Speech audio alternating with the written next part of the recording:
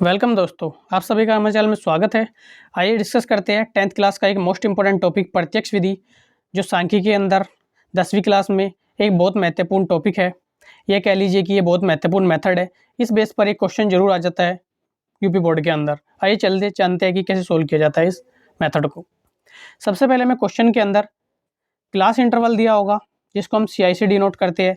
उसके बाद हमें जो संख्या दी होगी वो फ्रीक्वेंसी दी होगी, जिसे हम FI से डिनोट करते हैं।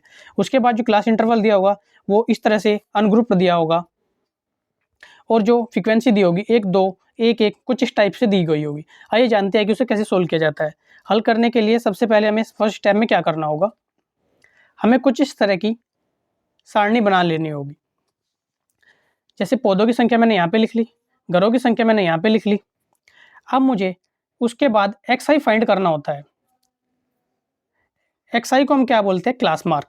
क्लास मार्क निकालने के लिए हमारे पास एक फॉर्मूला होता है, जिसके लिए हम upper class limit plus lower class limit upon 2, यानी मान ली आओ एक एग्जांपल करके दिखाता हूँ कि हम क्लास मार्क कैसे निकालते हैं XI। जैसे हमारे पास ये क्या है, लोअर लिमिट, ये क्या है हमारे पास अपर लिमिट। तो सबसे पहले मैं क्या रखूँगा, अपर लिमिट। अपर लिमिट कितनी है, 2। लोअर लिमिट कितनी है, 0 डिवाइड बाय कितने, 2। 2 में 0 का डिवाइड लगाऊंगा तो सॉरी 2 में जो 0 जोड़ूंगा तो कितना, 2। 2 से 2 को डिवाइड, कितना बचा, 1।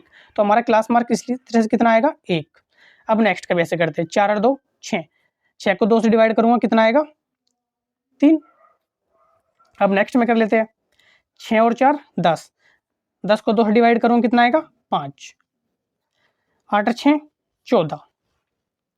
14 में मैं 2 का डिवाइड लगाऊंगा, कितना आएगा, 7। उसके बाद नेक्स्ट देख लेते हैं, 10 और 8 18। 18 में 2 से डिवाइड करूँ, कितना आएगा, 9। उसके बाद 10 और 12 कितने होते हैं, 22। 22 को 2 से डिवाइड करूँगा, कितना आएगा, 11।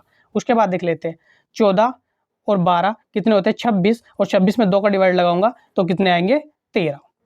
हमारे पास जो है ये क्लास मार्क भी आ चुका है, हमारे पास फ्रीक्वेंसी FI भी है। अब हमें निकालना क्या है, FI इंटू XI, यानी FI की टर्म को XI से मल्टीप्लाई करके यहाँ पे लिखना है। चलिए लिखते हैं। अगर मैं 1 की मल्टीप्लाई 1 में करूँगा तो कितना आएगा, 1। 2 की मल्टीप्लाई 3 में करूँगा, 3 दूनी 6। 5 की मल्टीप्लाई 1 में करूँगा, 5 एकम 5। 7 की मल्टीप्लाई 5 में करूँगा, 7 पंजे 35। 9 की मल्टीप्लाई 6 में करूँगा, 9 छिक 54। ठीक है। अब मैं 11 की मल्टीप्लाई 2 में करूँगा तो 11 दूनी 22। अब मैं 13 की मल्टीप्लाई 3 में करूँगा, 13 तिये 39। इस तरह से हम FI XI को भी निकाल लेंगे। उसके बाद हमारा नेक्स्ट स्टेप जो होता है वो होता है हमारा समेशन ऑफ FI।